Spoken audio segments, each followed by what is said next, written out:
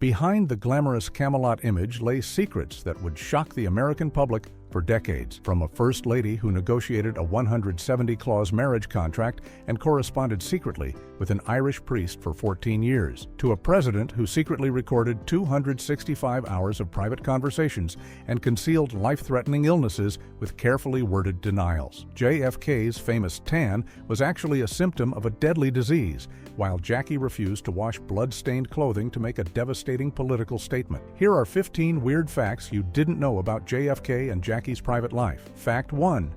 JFK's secret White House recording system. President John F. Kennedy secretly installed a sophisticated recording system in the White House that captured 265 hours of private conversations, and most of the people being recorded had absolutely no idea it was happening. In the summer of 1962, Kennedy asked Secret Service agent Robert Boak to set up hidden microphones in the Oval Office, the Cabinet Room, and possibly even in the president's bedroom. Book never explained exactly why Kennedy wanted the system, but he believed the president wanted to create an accurate historical record of his administration for use after leaving office. The setup was remarkably covert. In the Oval Office, microphones were hidden in the kneecap area of Kennedy's famous HMS Resolute desk and disguised inside a coffee table where he sat for more relaxed conversations. In the Cabinet Room, the microphones were mounted on the outside wall directly behind the president's chair in spaces that once held light fixtures. Kennedy could activate the recording system by hitting a very sensitive switch concealed in a pen socket on his desk, in a bookend near his favorite chair, or in the coffee table near the fireplace. The actual recording devices were confined to rooms in the basement, so Kennedy never had direct access to the tape recorders themselves. The recordings captured everything from tense discussions during the Cuban Missile Crisis to casual moments, like when his young son John Jr. interrupted him on November 4, 1963, while Kennedy was privately dictating his thoughts about the overthrow of Vietnam's President Diem. On the tape, you can hear Kennedy ask his son to say hello, and John Jr. responds with "Naughty, naughty daddy," before answering questions about why leaves fall and when they go to Cape Cod. What makes this even more remarkable is how few people knew about the taping system. Kennedy's personal secretary, Evelyn Lincoln, knew because she stored the finished tapes in a locked cabinet near her desk. His brother, Robert Kennedy, eventually found out, but even Kennedy's closest advisor, Theodore Sorensen, was completely shocked when he learned years later that his words had been secretly captured on tape. Fact 2.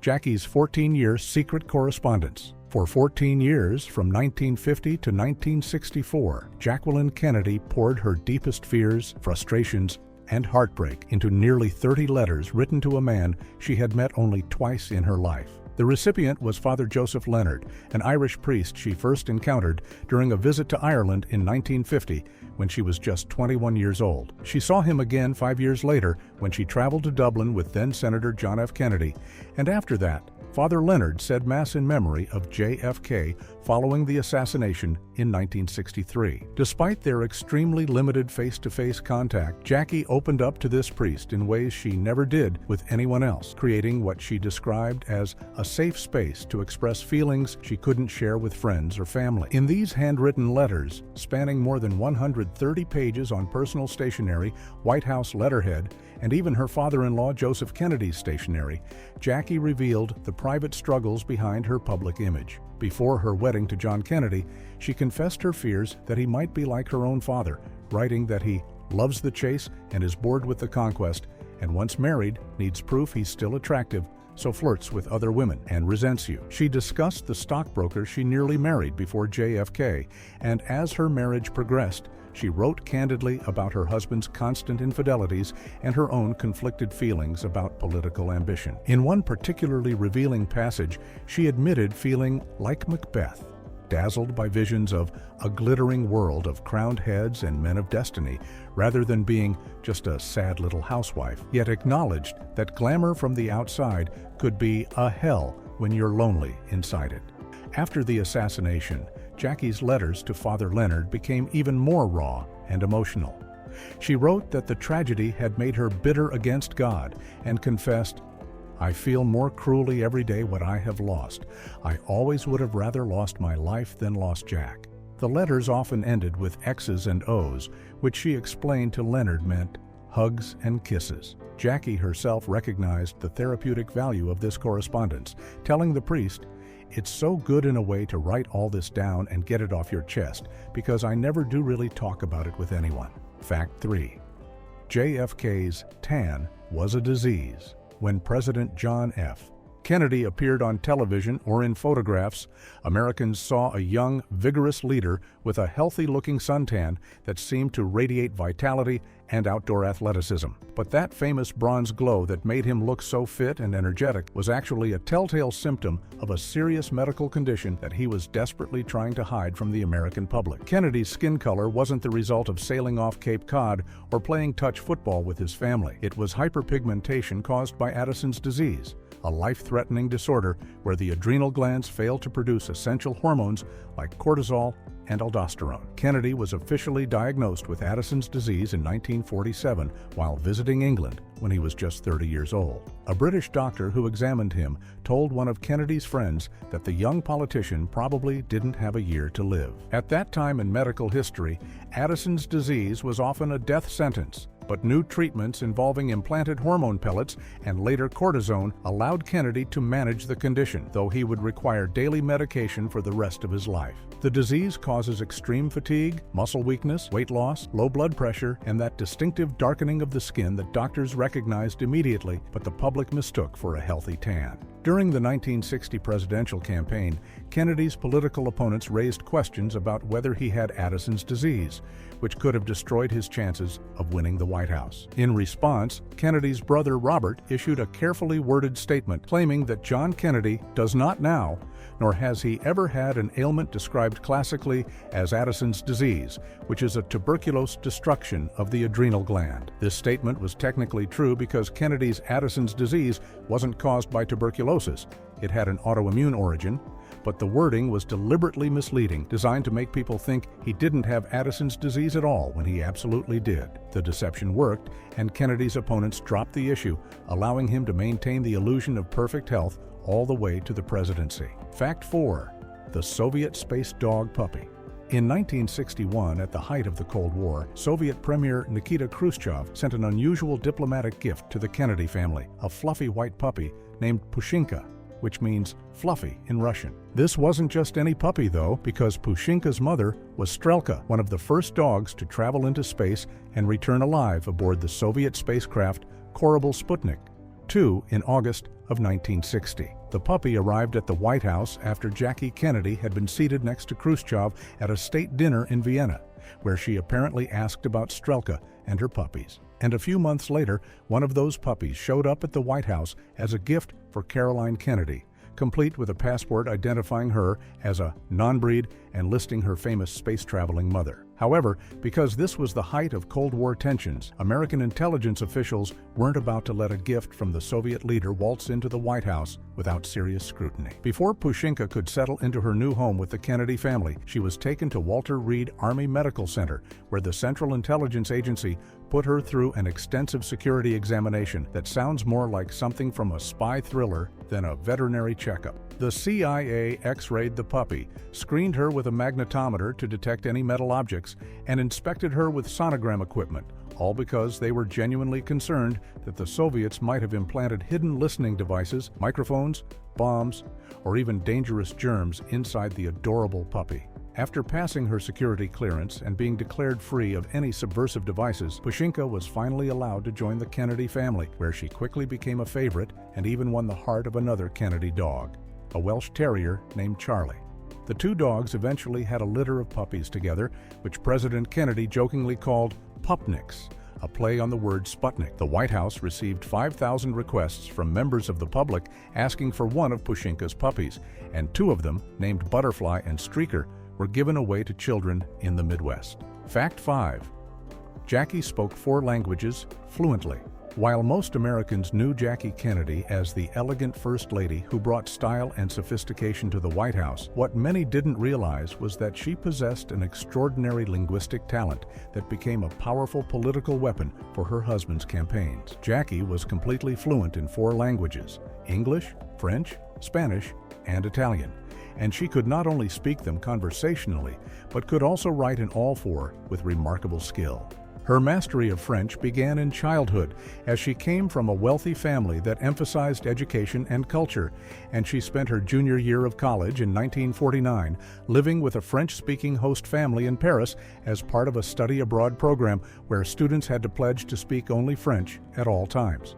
This immersive experience, combined with her studies at the Sorbonne, meant that by the time she became First Lady, her French was so polished that native speakers accepted her as one of their own, though she did retain a slight American accent. This linguistic ability proved invaluable during John F. Kennedy's political career, especially since he spoke only English. When Kennedy was still a senator and needed to understand French research materials about politics in Southeast Asia, where France had a significant presence, Jackie would translate entire books for him during his campaign for re-election to the U.S. Senate in 1958, Jackie gave her first campaign speech to a French-speaking group in Massachusetts. And as she continued touring the country, she showcased her abilities in Italian, Polish, and Spanish as well. In the lead-up to the 1960 presidential election, Jackie became the star of a minute-long campaign advertisement conducted entirely in Spanish, aimed at reaching Puerto Rican and Dominican voters in New York City. She also recorded radio ads in French, Italian, and Spanish, urging listeners to vote for her husband. When the Kennedys made their first official visit to France in 1961, Jackie's fluent French completely charmed President Charles de Gaulle, who was famously difficult to impress, leading her husband to famously joke, "I am the man who accompanied Jacqueline Kennedy to Paris." Fact 6. JFK's massive daily medication regimen. President John F. Kennedy projected an image of youth, vigor, and perfect health to the American public. But behind the scenes, he was taking one of the most extensive medication regimens of any president in history. On any given day, Kennedy was consuming a combination of codeine, Demerol, and methadone for chronic pain, Ritalin as a stimulant, meprobamate, and Librium for anxiety, barbiturates to help him sleep, and thyroid hormone to manage his hypothyroidism. This wasn't occasional use either.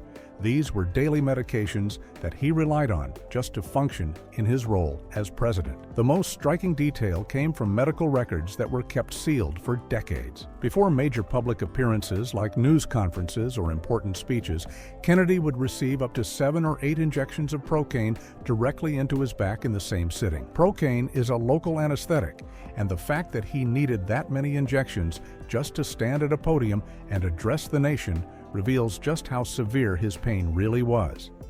His personal physician would essentially numb his entire lower back so he could appear strong and confident in front of the cameras. What makes this even more remarkable is that Kennedy was simultaneously taking gamma-globulin injections, presumably to help fight off infections, because the corticosteroids he took for his Addison's disease made him extremely susceptible to getting sick. He battled urinary tract infections, skin infections, and respiratory infections throughout his presidency. In December 1962, after Jackie mentioned he seemed depressed from taking antihistamines for food allergies, he was prescribed the anti-anxiety drug Stelazine, which he took for 2 days before switching to other similar medications that he used regularly. The records show Kennedy was hospitalized on 9 previously undisclosed occasions between 1955 and 1957 alone, while he was still a senator. Despite all of this, the image he presented to the world was one of a healthy, athletic young leader who played touch football with his family and sailed off the coast of Cape Cod without a care in the world. Fact 7. The never-washed pink suit. On November 22, 1963, Jackie Kennedy wore a strawberry pink boucle suit with navy trim as she sat beside her husband in the presidential motorcade through Dallas, Texas. When the shots rang out and President Kennedy was struck, Jackie cradled his body in her arms, and the suit became soaked with his blood. What happened next turned this outfit into one of the most significant pieces of clothing in American history, locked away from public view for over a century. Despite being offered clean clothes multiple times throughout that horrific day, Jackie refused to change out of the blood-stained suit. At Parkland Memorial Hospital, she continued wearing it while doctors worked on her husband. When he was pronounced dead at 1 o'clock in the afternoon, she still wore the suit. 2 hours later, on Air Force One, she stood beside Lyndon Johnson in the same stained outfit as he was sworn in as the 36th president, the blood clearly visible in photographs. When someone suggested she clean up before the ceremony, Jackie reportedly said, "Let them see what they've done." Later, she would express regret that she had washed the blood off her face, saying, "I should have left it there. Let them see what they've done." Jackie finally removed the suit in the early morning hours of November 23rd, only after ensuring her husband's body was safely placed in the East Room of the White House. Her personal maid folded the garments and placed them in a box. Jackie's mother later wrote on the box, "Jackie's suit and bag, worn November 22, 1963, and stored it in her attic before eventually sending it to the National Archives." Today, the suit remains exactly as it was that day, never cleaned, with the bloodstains still visible. It's preserved in a climate-controlled vault in College Park, Maryland, stored in an acid-free container in a windowless room where the temperature stays between 65 and 68 degrees Fahrenheit, and the humidity is maintained at exactly 40%. The air in the room is changed 6 times every hour. According to a senior archivist who examined it in 2011, the suit looks like it's brand new, except for the blood. In 2003, Caroline Kennedy made a deed of gift specifying that the suit cannot be displayed publicly until the year 2103, ensuring it remains hidden for at least 100 years after her mother first donated it. Fact 8. 300 custom outfits in 1,000 days. When Jacqueline Kennedy became First Lady in January of 1961, she faced a unique challenge that would define her public image for years to come. She loved French haute couture, particularly designs from Chanel and Givenchy, but as the wife of the American president, she couldn't be seen wearing foreign-made clothing without facing criticism for being unpatriotic. The solution came in the form of Oleg Cassini, a Russian-born designer who had built his career in Hollywood dressing stars like Grace Kelly and Gene Tierney. Jackie personally selected Cassini to become what she called her Secretary of Style, giving him exclusive control over her entire wardrobe. Over the course of just 1,000 days, the length of President Kennedy's time in office, Cassini designed more than 300 complete outfits for the First Lady. This wasn't just dresses, but entire ensembles that included coats, suits, evening gowns, daywear, and all the accessories to match, from shoes and handbags to the now iconic pillbox hats. Cassini approached his role like a Hollywood costume designer, treating Jackie as the star of a major film and carefully crafting a look he called geometric and architectural, inspired by what he saw as her resemblance to an ancient Egyptian princess. One of Cassini's most influential designs ended up having devastating consequences that horrified him.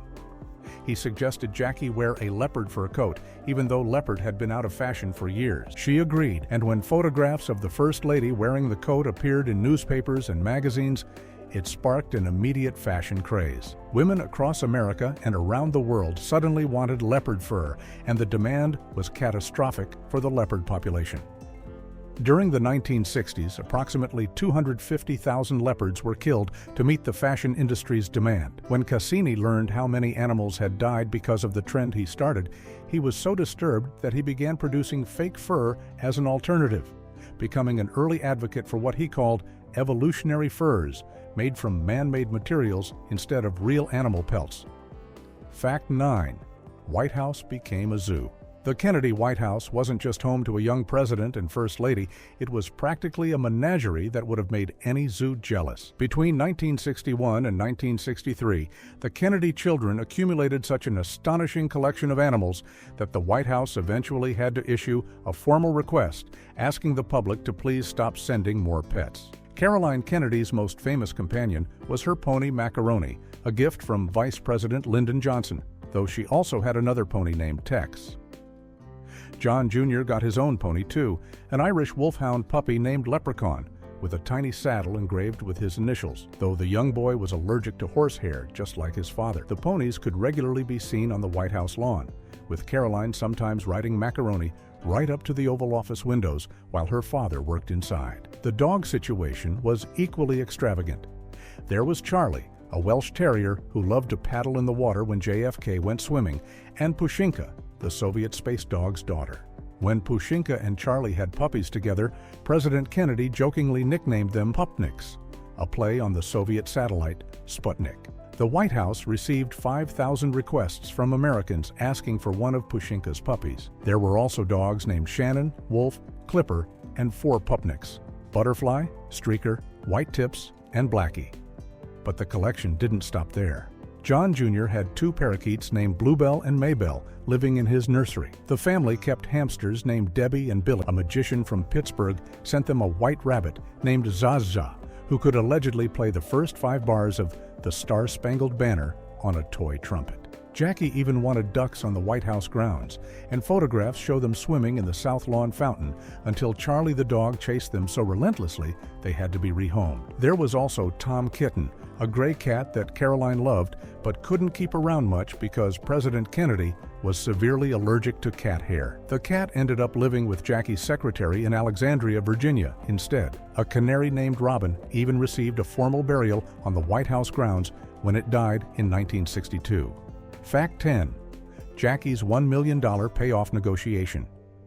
When Jackie Kennedy discovered the full extent of her husband's infidelities during their marriage, she faced a choice that would define her role as First Lady. According to multiple Kennedy biographers, JFK's father, Joseph P. Kennedy, stepped in to handle what the family saw as a potential crisis. The powerful patriarch reportedly offered Jackie $1 million to stay quiet about the affairs and remain in the marriage, particularly as JFK's political ambitions grew and he eyed the presidency. But Jackie Kennedy was not someone who could be easily bought off with a simple payoff. Rather than accepting the initial offer, she went back to the table and negotiated for better terms. While the exact details of what she ultimately secured remain somewhat unclear in historical records, biographers suggest that Jackie leveraged her position to get a more favorable arrangement. She understood her value to the Kennedy political machine and wasn't afraid to use it. Her beauty, style, education, and ability to connect with voters made her an irreplaceable asset to JFK's campaigns and presidency. The negotiation reveals a side of Jackie that contradicts the image of a docile, suffering wife. She was strategic and pragmatic, recognizing that while she might have preferred a faithful husband, she could at least ensure her financial security and maintain some control over her situation. Jackie was aware of JFK's infidelities even before they married, having written to her priest friend that she feared her husband might be like her father, who loves the chase and is bored with the conquest. This business-like approach to her marriage would become a pattern for Jackie. Years later, when she married Greek shipping magnate Aristotle Onassis in 1968, she reportedly negotiated an even more detailed prenuptial agreement with 170 clauses. The Kennedy payoff negotiation was perhaps her first major exercise in protecting herself financially while navigating the complicated waters of being married to powerful, unfaithful men. Fact 11. The $50,000 budget spent in 2 weeks. When Jackie Kennedy moved into the White House in January 1961, she was shocked by what she found. The presidential mansion looked like it had been furnished by discount stores, with water fountains on the walls and pink decor left over from the previous administration. She immediately decided the White House needed a complete restoration, not just a redecoration, to reflect America's presidential history. The government allocated $50,000 for the project, which seemed like a generous budget at the time. Jackie wasted no time getting started. Within just 2 weeks of moving in, she had enlisted the help of famous decorator Dorothy Parrish, who everyone called Sister, to work on the private living quarters. Together, they spent money on new furnishings, fabrics, and renovations at an astonishing pace. By the end of those first 2 weeks, the entire $50,000 budget had been completely exhausted. The problem was that Jackie's vision for the White House restoration was far more ambitious than what that initial budget could cover. She wanted to restore every stateroom to reflect different periods of American presidential history, find authentic furniture from past administrations, and turn the White House into a proper museum. Rather than giving up or scaling back her plans, Jackie came up with a creative solution to fund the rest of the project. She established the White House Historical Association in 1961 and created a guidebook called The White House, an historic guide. The guidebooks were sold for just $1 each, and the sales revenue went directly toward funding the restoration work. This turned out to be a brilliant strategy because eventually the guidebook sales generated enough money to pay for the entire restoration project. Jackie also formed the White House Fine Arts Committee to solicit donations of historic furniture and artwork from collectors and families across America. By the time the restoration was complete, she had transformed the White House without requiring any additional taxpayer money beyond that initial $50,000 that disappeared so quickly. Fact 12. JFK couldn't put on his own shoes. When President John F. Kennedy walked into a room, he projected an image of youthful vigor and strength that became central to his political identity. But behind closed doors, the reality was dramatically different. Kennedy's back problems were so severe that he often couldn't perform basic tasks that most people take for granted, like bending over to put on his own shoes or tie his shoelaces. According to his personal physician, Dr. Janet Travel, when she first met Kennedy at her New York City office in May 1955, he had such difficulty with mobility that he couldn't even step up or down a single step with his right foot, though he could walk on level ground by putting his weight on his right leg. At his Georgetown home, Kennedy employed a valet whose daily responsibilities included helping the congressman and later senator up the stairs and physically assisting him with putting on his shoes and tying them because Kennedy simply couldn't bend forward far enough to reach his own feet. The back problems stemmed from a combination of factors, including a congenital condition, injuries sustained during World War II when his PT-109 boat was split in half, and severe osteoporosis that developed at an unusually young age, likely caused by his autoimmune disease and chronic pain. By the late 1950s, there were periods when Kennedy's condition became so debilitating that he couldn't put his own shoes on at all because bending forward was physically impossible. His careful management of this disability extended to how he navigated the White House itself, where he sometimes had to walk sideways downstairs to avoid putting pressure on his damaged spine. The president wore a corset-type brace constantly and kept a plywood board under his mattress to provide support while sleeping. Despite undergoing 2 major back surgeries in 1954 and 1955, including one where a metal plate was inserted and later removed due to infection, Kennedy never achieved relief from his chronic pain and physical limitations. Yet the American public remained almost entirely unaware of just how disabled their president truly was. Fact 13. Jackie's alleged affair with RFK.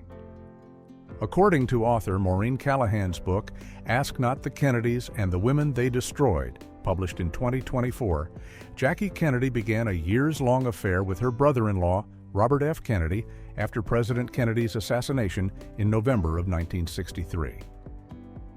The relationship allegedly developed from their shared grief and trauma following JFK's death, creating a bond that went beyond family support.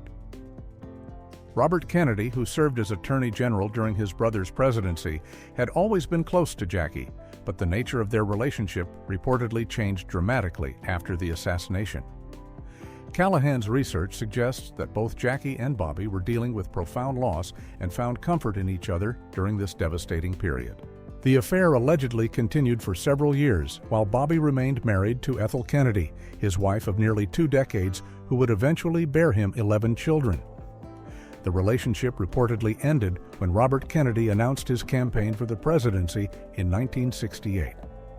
Just months later, in June of that same year, Bobby was assassinated while campaigning in Los Angeles, adding another layer of tragedy to Jackie's already traumatic life.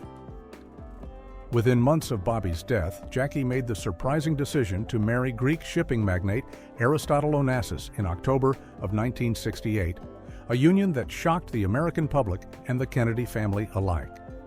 The alleged affair remained hidden for decades, with neither party ever publicly acknowledging any romantic involvement beyond their well-documented close friendship.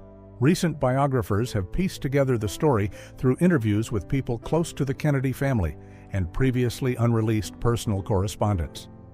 If true, the relationship adds another complex dimension to Jackie's private life during the tumultuous 1960s, showing how the seemingly composed and dignified former First Lady navigated profound personal loss while maintaining her public image. Fact 14. The 170-clause marriage contract. When Jackie Kennedy married Greek shipping magnate Aristotle Onassis on October 20, 1968, just 5 years after President Kennedy's assassination, the union shocked the world. But what remained hidden for decades was the extraordinary prenuptial agreement she negotiated before saying, "I do." According to author Maureen Callahan's extensively researched book, Ask Not the Kennedys and the Women They Destroyed, Jackie insisted on a marriage contract containing 170 separate clauses that governed virtually every aspect of their relationship, transforming what appeared to be a romantic union into something more resembling a carefully structured business arrangement. The financial terms alone were staggering for the time period. Onassis reportedly agreed to pay Jackie $3 million up front as soon as they were married, along with an additional $1 million for each of her 2 children, Caroline and John Jr., ensuring their financial security regardless of what happened to the marriage. Beyond these initial payments, the contract guaranteed Jackie $600,000 every single year, specifically designated for her personal travel expenses, giving her the freedom to maintain her jet-setting lifestyle independent of her husband's control. These weren't small amounts. Adjusted for inflation, that $3 million upfront payment would equal more than $25 million in today's money. But the contract went far beyond just financial arrangements. Among the most intimate and unusual provisions was a clause that actually specified how frequently the couple would engage in sexual relations, though the exact details of this arrangement have never been publicly disclosed. The agreement also included detailed provisions about where they would spend their time, how long Jackie would be required to stay with Onassis on his private Greek island of Scorpios, and what level of independence she would maintain in her daily life. Jackie had clearly learned from her first marriage to negotiate for what she wanted up front, rather than hoping for the best. The meticulous detail of these 170 clauses revealed a woman who was determined never again to find herself powerless in a relationship, ensuring she maintained both financial security and personal autonomy no matter what challenges the marriage might face. Fact 15. Jackie created the Camelot myth. Just 1 week after President Kennedy's assassination, Jacqueline Kennedy sat down with Life magazine journalist Theodore H. White at the Kennedy compound in Hyannisport, Massachusetts, and deliberately shaped how history would remember her husband's presidency. In that interview, conducted on November 29, 1963, Jackie introduced what would become one of the most enduring mythologies in American political history: the idea of Kennedy's presidency as Camelot. During the conversation, Jackie told White that before going to sleep at night, Jack liked to play records, and his favorite was the original cast recording of the musical Camelot, which had opened on Broadway in December of 1960. She specifically mentioned that he loved one line in particular from the title song, which went, "Don't let it be forgot that once there was a spot for one brief shining moment that was known as Camelot." Jackie then made her intention perfectly clear, telling White directly, "There will be great presidents again, but there will never be another Camelot." White later revealed that Jackie had been very specific about what she wanted included in the article, and she kept circling back to the Camelot reference throughout their conversation, making sure he understood its importance. The Life magazine piece was published in the December 6th issue, and the Camelot comparison immediately captured the American imagination. It transformed the Kennedy presidency from a political administration into a lost golden age, a romantic ideal of youth, culture, and possibility that had been tragically cut short. What makes this even more remarkable is how calculated the timing was. Jackie understood the power of narrative and imagery better than almost anyone, and she recognized that in the immediate aftermath of the assassination, when the nation was still in shock and grief, she had a unique opportunity to frame how her husband would be remembered. The Camelot myth wasn't something that developed organically over time. It was a deliberate act of legacy building by a widow who knew exactly what she was doing just days after watching her husband die in her arms.